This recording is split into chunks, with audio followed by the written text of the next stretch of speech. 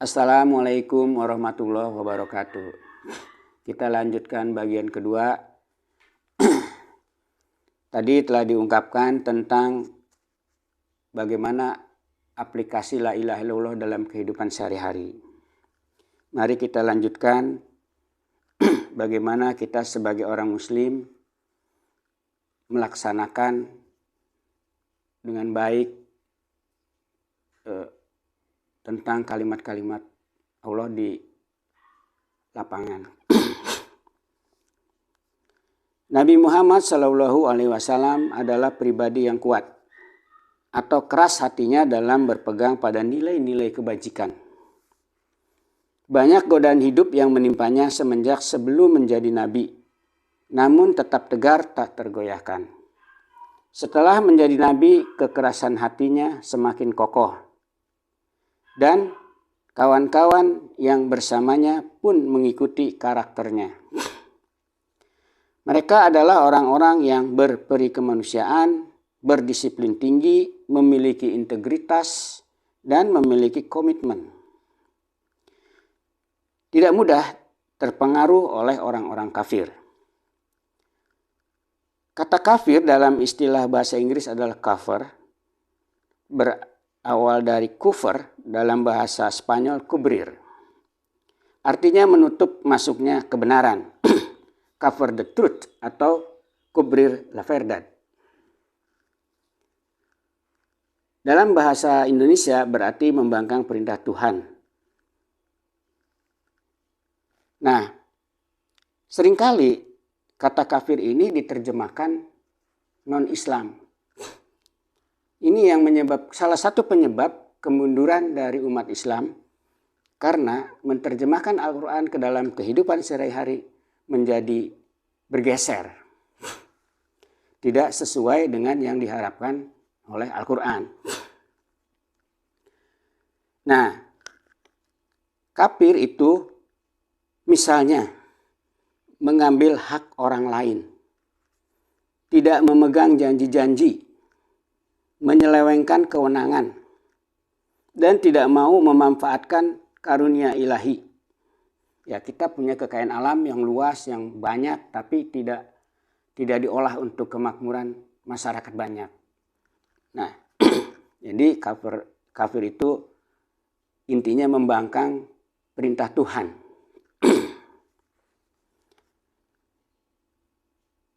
Nabi Muhammad SAW tertulis dalam Al-Fat 29. Muhammad itu utusan Allah dan orang-orang yang bersama dengan dia adalah keras terhadap orang-orang kafir tetapi berkasih sayang sesama mereka. Yang dimaksud keras pada ayat di atas adalah keras hati, tetap tegar pada pendiriannya, bukan keras fisik. Ketika semua orang di sekeliling kita pemalas, kita tidak ikut menjadi pemalas. Ketika di sekeliling kita suka berguncing, kita tidak ikut berguncing. Ketika di sekeliling kita korupsi, kita tidak ikut korupsi. Nah, pemalas, berguncing, korupsi itu adalah perbuatan kafir. Jadi kafir itu bisa juga kita, tidak selalu orang non-Islam. Nah, tapi Nabi Muhammad itu tetap pada pendiriannya, bertahan, keras, tidak mau berbuat kekafiran. Nah, bila kita menegakkan kalimat Allah, bukan hanya terhindar dari kekafiran, tapi juga akan terhindar dari kemusyrikan. Musyrik adalah mempersekutukan Allah dengan yang lain atau meniadakan kehendak Allah. Pengertian sekutu atau polytheist ini hubungannya dengan makhluk lain seperti dukun, pohon, batu, keris, cincin, dan lain-lain. Tapi ada juga sebetulnya istilah selain dari itu, keadaan kita sehari-hari. Nah, dalam istilah bahasa Inggris itu syirk artinya menghindari kewajiban. Shirk responsibility untuk menjalankan perintah Tuhan. atau the rules of God, dan berbelok menjalankan perintah setan, the rules of ghost. Dalam masalah pemerintahan misalnya, lebih mengutamakan atau menyandarkan pada hal duniawi, uang, fasilitas, barang, daripada Allah dalam menjalankan tindakan atau program kerja. Bila seseorang diberi kewenangan untuk menata daerah, maka haruslah bagaimana merencanakan atau dalam bahasa Asmaul Husna al-Bari, dan memperindah al-Musyawwir, sifat-sifat Tuhan, memperindah daerah itu ke arah yang lebih baik. Maka perhatikan di mana letak pemukiman, di mana letak perkantoran, di mana letak penghijauan, kemana aliran sungai, kemana limbahnya, dan lain-lain. Ada banyak orang yang diberi kewenangan namun tidak peduli dengan itu semua.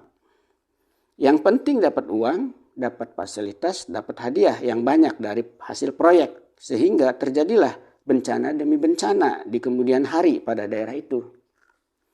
Maka resikonya apa yang dikerjakannya tidak punya pahala di pandang Allah.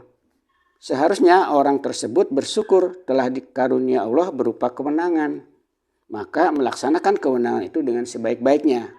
Namun telah berbuat kemusyrikan. Tertulis dalam surat Az-Zumar ayat 65-66 berbunyi, dan sesungguhnya telah diwahyukan kepadamu dan kepada yang sebelummu, sungguh jika seandainya engkau telah mempersekutukan Allah, mengharapkan benda dan mengabaikan aturan Allah, niscaya akan hapuslah amalmu dan tentulah engkau termasuk orang-orang yang rugi. Tidak ada nilai pahala. Karena itu maka aturan Allah saja yang mesti engkau taati, dan jadilah orang-orang yang bersyukur. Nah, dengan menegakkan kalimat Allah bukan hanya terhindar dari kekafiran dan kemusyrikan, tapi juga terhindar dari kemunafikan. Munafik dalam bahasa Inggris adalah hipokrit. Artinya di bawah atau tak sesuai dengan kenyataan atau tidak sesuai dengan yang terlihat. Seperti melaksanakan keagamaan atau religious grounds, padahal tidak melaksanakan. Munafik yakni terlihat seperti berada di jalan Allah, padahal tidak ada.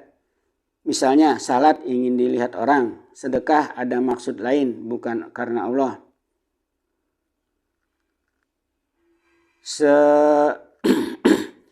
Nah, kata-katanya itu dan perbuatannya mirip orang yang beriman, tapi niatnya itu tidak ada. Tertulis dalam Al-Baqarah ayat 9 yang berbunyi, mereka orang-orang munafik hendak menipu Allah dan orang-orang yang beriman, padahal mereka menipu dirinya sendiri sedang mereka tidak sadar. Nah, jadi marilah kita bercermin pada diri kita masing-masing. Sudahkah kita hidup bersama Allah? Dan sudahkah keseharian kita menerapkan perintah la ilaha illallah? Memang berat untuk melaksanakan, apalagi bila kita berada di jalan di tengah lingkungan kekafiran, lingkungan kemusyrikan, lingkungan kemunafikan. Tapi dengan menjalankan kalimat Allah tersebut, kita akan mudah membuka pintu surga. Karena kita telah memegang kuncinya. Rasulullah pernah bersabda, Apabila engkau ditanya tentang kunci surga, katakanlah kuncinya adalah la ilaha illallah. Mengapa diartikan kita telah memegang kunci surga? Janji Allah tidak akan pernah salah. Quran surat Ar-Rum 67. Kunci itu akan diberikan kepada kita bila kita telah memegang teguh aturan-aturan Allah dalam kehidupan sehari-hari. Yang dimaksud dengan pemberian kunci itu adalah Allah yang Maha Besar, Allahu Akbar, akan menolong kita dalam peperangan menempuh jalan hidup yang benar sesuai dengan aturan Allah. Walaupun orang-orang kafir, orang-orang munafik, dan orang-orang musyrik tidak suka langkah yang kita tempuh, kita harus berjuang agar kita bukan bagian dari orang-orang yang menolak perintah Allah, bukan dari bagian orang kafir. Bukan orang-orang yang mengabaikan aturan Allah atau bagian dari orang-orang musyrik. Dan kita berusaha agar kita bukan bagian dari orang-orang berniat mengikuti aturan, tidak berniat mengikuti aturan Allah atau orang-orang munafik. Hal ini tertuang dalam takbiran di hari kesucian atau Idul Fitri dan hari pengorbanan atau Idul Adha.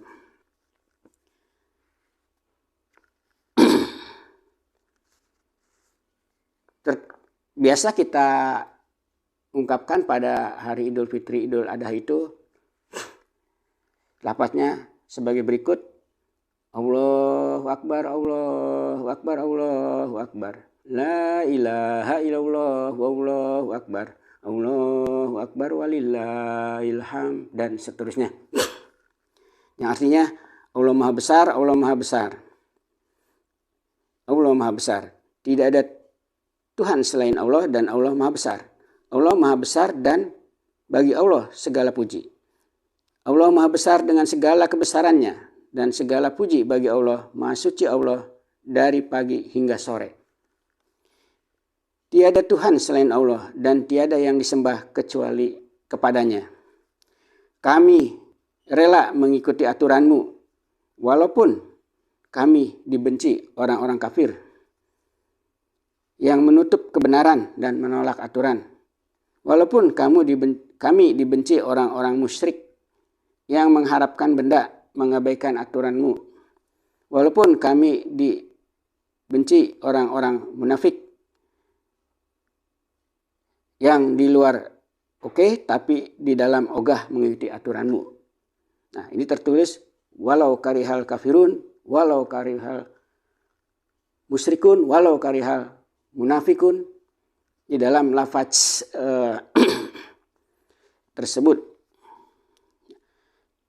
Tiada Tuhan selain Allah yang esa, yang janjinya benar, yang menolong hamba-hambanya, yang memiliki pasukan dan menghancurkan musuh-musuh dengan keesaannya. Tiada Tuhan selain Allah dan Allah Maha Besar. Allah Maha Besar dan bagi Allah segala puji. Nah, kita terjemahkan dalam kehidupan sehari-hari, diantaranya ya Idul Fitri.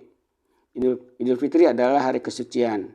Melakukan sesuatu dengan niat baik walaupun tidak berkenan pada orang lain atau akan merugikan diri sendiri. Mungkin banyak yang tidak memujinya, tapi ia lakukan karena ini yang terbaik. Sedangkan hari pengorbanan atau Idul Adha adalah jika melakukan sesuatu di jalan Allah walaupun tidak berkenan di hati. Mungkin banyak orang yang menganggapnya aneh, tapi ia sebenarnya bersandar pada aturan Allah. Seseorang yang mendapatkan surga adalah karena karunia Allah. Karunia Allah akan diberikan pada orang yang selalu berniat baik dan rela berkorban demi kebahagiaan orang lain. Quran Surat At-Taubah 20 dan 21. Atau Quran Surat Al-Hajj 58-59. Contoh dalam kehidupan dunia diantaranya adalah sebagai berikut. Contoh pertama, seorang lelaki mencintai wanita. Ia ingin wanita itu menjadi pendamping hidupnya. Dalam perjalanan, wanita itu lebih memilih laki-laki lain sesuai dengan keinginannya. Lelaki itu kecewa karena tidak bisa bersamanya. Nah, walaupun perasaannya terluka, namun ia berdoa demi kebahagiaan wanita itu. Hari kesucian. Contoh kedua adalah seorang pejuang bertempur demi kemerdekaan bangsanya agar tidak terus dijajah. Ia masuk di tengah-tengah medan pertempuran. Kemudian ia banyak terluka dan akhirnya gugur sebagai pahlawan. Bangsanya bersenang-senang kemerdekaan telah tercapai, tapi ia sendiri tidak menikmati kemerdekaan itu. Nah, inilah Idul Adha, hari pengorbanan. Jadi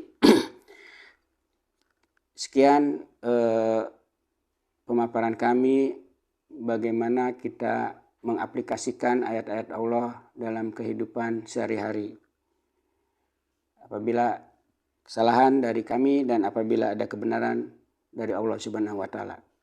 Wassalamualaikum warahmatullahi wabarakatuh.